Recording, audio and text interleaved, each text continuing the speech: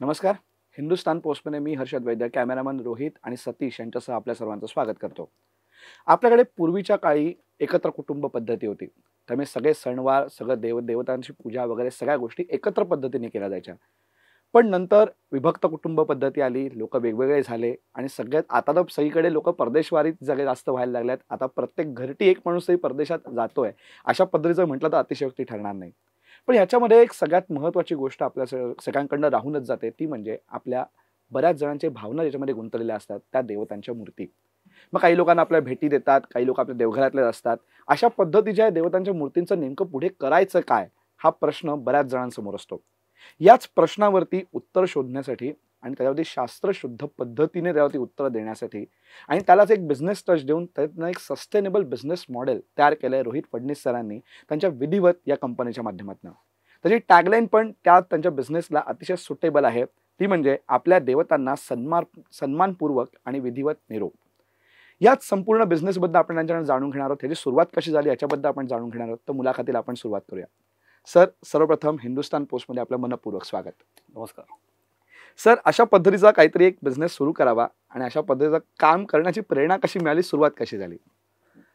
Basically आमची I T company आहे. तर fair share I T services नावाने पुण्यामध्ये ती आहे.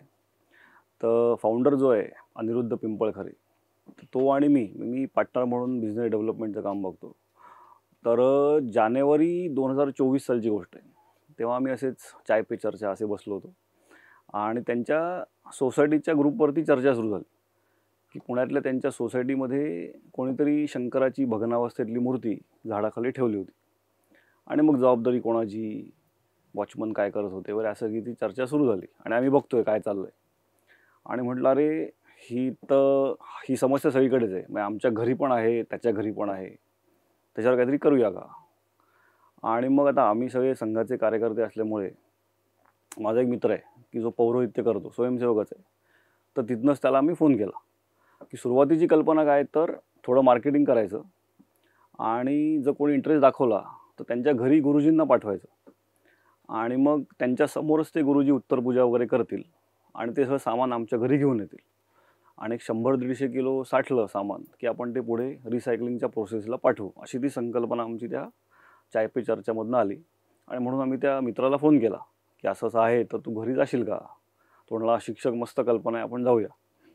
आणि मग तिथनं ती सुरुवात झाली. मग आम्ही थोडं डिजिटल मार्केटिंग वगैरे करायचो आणि जे इच्छुक आहेत त्यांचा पत्ता घेऊन त्यांच्या घरी गुरुजींना पाठवायचो. त्याचा नॉमिनल आम्ही त्यांना चार्जेस पण लावायचो. आणि मग काय लोकांना ते आवडायला लागलं, लोकांचे आशीर्वाद मिळायला लागले. अशी आम्ही साधारण 100 एक घरं केली. आता एक एक किती दिवस आपण जाणार, किती लोकांकडे जाणार ना. मग आम्ही म्हटलं की आपण ड्राईव्ह घ्यायला सुरुवात करूया. जसं ई वेस्ट कलेक्शन किंवा प्लास्टिक कलेक्शन ड्राईव्ह असतात, तर तसं हा पण एक ड्राईव्ह घ्यायला सुरू करू. आणि मग ज्या सोसायटीतून ह्या कल्पनेचा उदय झाला त्या सोसायटीमध्येच आम्ही पहिला ड्राईव्ह घेतला, त्यांच्या क्लब हाऊसमध्ये. मग रीतसर त्यांना पत्र देऊन त्यांनी पण परवानगी दिली आणि मग तेव्हा माझ्या मते 125 ते 150 किलो तिकडे आमचं सामान जमलं. लोकांनी तिकडे आणून दिलं आणि मग गुरुजींना मी तिकडेच बोलवलं. त्याची उत्तरपूजा, आरती वगैरे सगळं केलं त्या सामानाचं आणि पुढे ते रिसायकलिंगला पाठवलं. तर अशी थोडक्यात आमची सुरुवात झाली. तर हे उजाडायला कधी, मग हे सगळं झालं जानेवारी 2025. तर तेव्हापासून मग आम्ही म्हटलं की आता असे आपण ड्राईव्ह्स घेत जाऊ. सर, ड्राईव्हचं तुम्ही आता सांगितलं कशा पद्धतीने तुम्ही ड्राईव्हची सुरुवात झाली. पण कशा पद्धतीने तुम्ही हे काम करता? आता मी छोट्या स्केलवरती तुम्ही पहिले सुरुवात केली, आता मोठ्या स्केलवरती तुम्ही जात आहात. कशा पद्धतीने काम होतं? लोकं तुमच्याकडे आल्यानंतर कशा पद्धतीने तुमची सगळी प्रोसेस होते आणि तुम्ही सगळ्यात महत्त्वाचं सांगितलं ते उत्तरपूजा. ते कशा पद्धतीने होतं आणि हे सगळं त्यामध्ये आम्हाला सांगा. आता काय असतं, तो एक प्रॉपर सेटअप असतो तिकडे. एक तर हा श्रद्धेचा, सेंटिमेंटचा भाग आहे. तेव्हा त्या श्रद्धा जपणं हे खूप महत्त्वाचं आहे. त्यामुळे आम्ही आमच्या कंपनीला सेंटिमेंट मॅनेजमेंट कंपनी असंच म्हणतो. मग रिसायकलिंग सेंटर आमचं नाही आहे. त्यामुळे सेंटिमेंट मॅनेजमेंट कंपनी ही आमची. ती सेंटिमेंट मॅनेज करणं हा त्यातला महत्त्वाचा भाग आहे. तर सोसायट्यांमध्ये किंवा देवळांमध्ये, ते पण आधी सांगतो मी, की आधी आम्ही सोसायट्यांमध्ये घ्यायचो. पण काय व्हायचं की गेटेड कम्युनिटीजमध्ये कमिटी काय म्हणायची की फक्त आमच्या रहिवाशांसाठीच ते करा. पण to make this model sustainable आम्हाला एक 400 ते 500 किलो तरी प्रत्येक ड्राईव्हमधनं मिळायला पाहिजे, तरच ते सस्टेन होतं. तर मग सोसायट्यांमध्ये तसं होत नव्हतं, कारण की लिमिटेड काउंट असायचा म्हणून. त्यांना आम्ही ते मंदिरात घ्यायला लागलो आणि मग तिकडे हा ओपन टू ऑल असा तो ड्राईव्ह असतो. तर त्याचा सेटअप कसा असतो की अशी एक 2-3 टेबलं पुढे आणि 2-3 टेबलं मागे अशी असतात. त्यावरती प्रॉपर डिजिटल वेइंग स्केल असते. लोक येतात, लाईनीत उभे राहतात. आमचा एक मोबाईल ॲप्लिकेशन आहे की माणूस जेव्हा येतो तेव्हा त्याच्या पिशवीत काय काय सामान असतं. तर आम्ही सध्या प्लॅस्टर ऑफ पॅरिस आणि फायबर या 2 गोष्टी सोडून बाकी सगळ्या गोष्टी स्वीकारतो. त्याच्यामध्ये दगडी मूर्ती, प्लॅस्टिकच्या मूर्ती किंवा फ्रेम्स कुठल्याही प्रकारच्या, शाळीग्राम, शंख, गंगाजल किंवा जपाच्या माळा किंवा काही लोकांनी वहीमध्ये जप लिहिलेले असतात तर ते, किंवा पूर्वजांचे फोटो, राष्ट्रपुरुषांचे फोटो, अशा ज्याच्यामध्ये आपल्या श्रद्धा आहेत अशा सगळ्या गोष्टींचं संकलन तिकडे होतं. तर सुरुवातीला जेव्हा ते सामान देतात तेव्हा plaster of Paris and fibre काय असेल तर ते बाजूला काढणे, त्याचं त्या वजन काट्यावरती ठेवून वजन करणे. आपण ह्यासाठी नॉमिनल एक समर्पण शुल्क म्हणून घेतो, 220 रुपये पहिल्या किलोला आणि पुढच्या प्रत्येक 100 ग्रॅमला 25 रुपये असे चार्जेस घेतो. तर ॲपमध्ये ॲटोमॅटिक कॅल्क्युलेशन ते होतं वजन टाकलं की, ते घेतो. मागे आपले बॉक्सेस तयार असतात, तिथे एक 3-4 लोकांची टीम असते. तर पुढचं सामान आम्ही मागे दिलं की मागे पण तिथे थोडं सेग्रिगेशन होतं की मेटलच्या मूर्ती एका ठिकाणी, दगडी मूर्ती एका ठिकाणी, धार्मिक पुस्तकं भरपूर येतात आमच्याकडे तर ती एका बॉक्समध्ये. असं ते सेग्रिगेशन झालं की बॉक्सेस लगेचच आपण ते पॅक पण करतो. त्यामुळे साधारण 10 ते 2 या वेळेमध्ये ना एक 25 ते 30 बॉक्सेस आमचे तिकडे भरतात, ते प्रॉपर पॅक होतात. मग ड्राईव्ह संपला की आमचे गुरुजी तिकडे येतात. तर एक आम्ही उत्तरपूजा आणि आरतीची स्क्रिप्ट तयार केली. त्यानुसार ती विधिवत उत्तरपूजा होते, एक 15-20 मिनिटाची पूजा असते ती. मग आरती, निरोपाची आरती असं सगळं होऊन मग शेवटचे विधी आपण जे म्हणतो विसर्जनाचे ते सगळे होतात.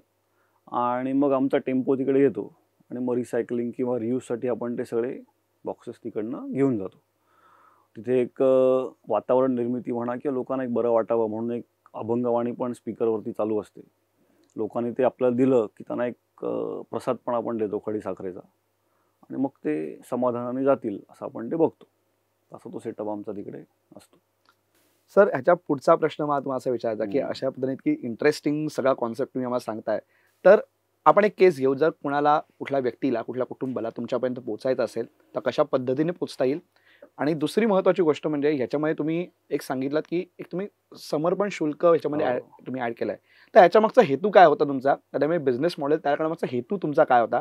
या 2 प्रश्नांची आम्हाला उत्तर हवी आहेत. एक तर आमच्याकडे पोचायचं म्हणजे काय की विधिवत.org नावाची आमची वेबसाईट आहे.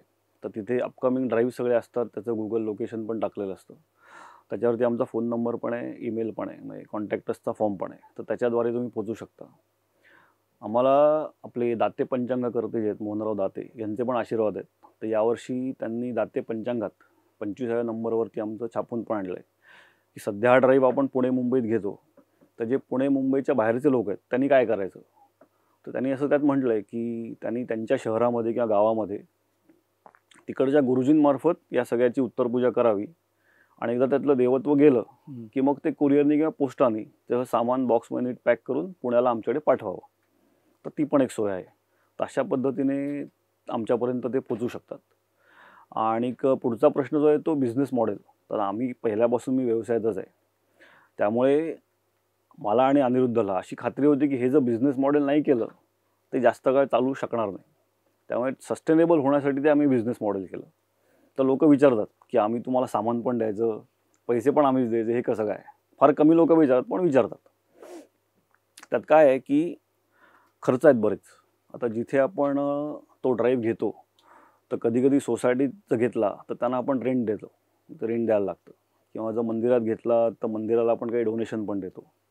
प्लस एक 8-10 लोकांची टीम असते, त्यांचे पगार आपल्याला करायचे. गुरुजी येतात, त्या गुरुजींची दक्षिणा द्यायची. किंवा आमचा जो टेम्पो येतो रिसायकलिंग सेंटरला घेऊन जाण्यासाठी, तर टेम्पोचे म्हणजे ट्रान्सपोर्टेशन चार्जेस आहेत, प्लस रिसायकलिंगला पण काही कॉस्ट लागते, आणि प्लस आमचा प्रॉफिटसुद्धा, कारण या बिझनेस मॉडेल असल्यामुळे त्यात प्रॉफिट पण आम्ही घेणार.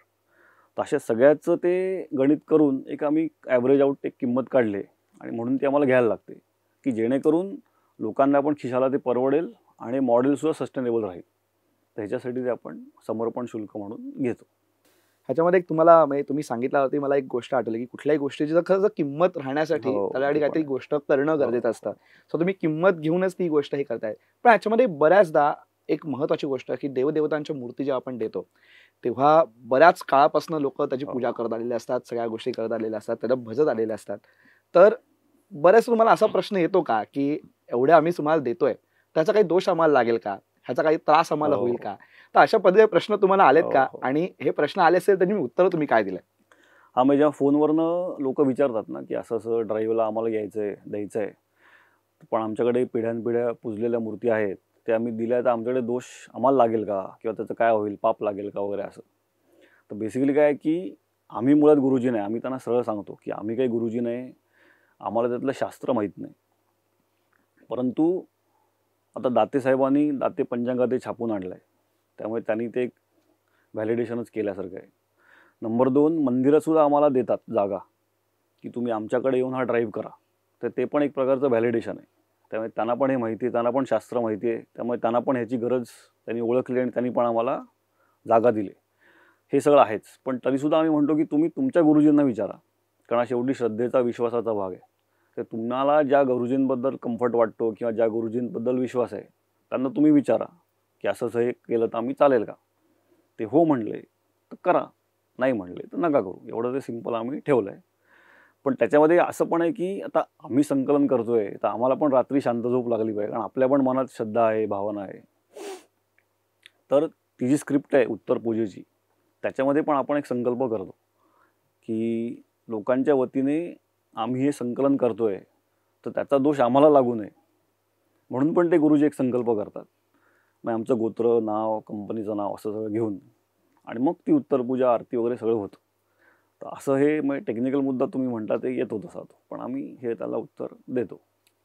सर, मुलाखती शेवटाकडे येत असताना हो. आता हे बिझनेस म्हटल्यावरती त्याचा काही फ्युचरिस्टिक मॉडेल पण तुम्ही विचार केला असेल. तर हं. आम्हाला जाणून घ्यायला नक्कीच आवडेल, की कशा पद्धतीने आता तुमची पुढची वाटचाल असणार आहे? काही आडाखे तुम्ही मानले आहेत का याच्याबद्दलचे? हां, मग बेसिक असं बिगर व्हिजन जर बघितलं ना, तर आम्हाला असं वाटतंय, की एक प्रॉपर चॅनल पाहिजे, की या सगळ्या ज्या धार्मिक वस्तू आहेत, त्याच्या डिस्पोजलसाठी. तर तो एक मोठा विचार आहे, की असं जर आपण चॅनल क्रिएट करू शकलो, तर ते सगळ्यांच्या सोयीचं होईल. आणि 2 वर्षाचा आता आमच्या डोक्यात प्लॅन आहे, की 2 वर्षात पुणे आणि मुंबई किंवा ठाणे पण आपण म्हणू, की पुणे, मुंबई, ठाणे या 3 शहरांमध्ये जरी हे आपण रचना लावू शकलो आणि हे जरी मॉडेल प्रॉफिटेबल करू शकलो, तरी विल बी हॅपी. आणि मग त्याच्यानंतर मग पॅन इंडिया कसं काय एक्सपांड करायचं, तो विचार करू शकतो.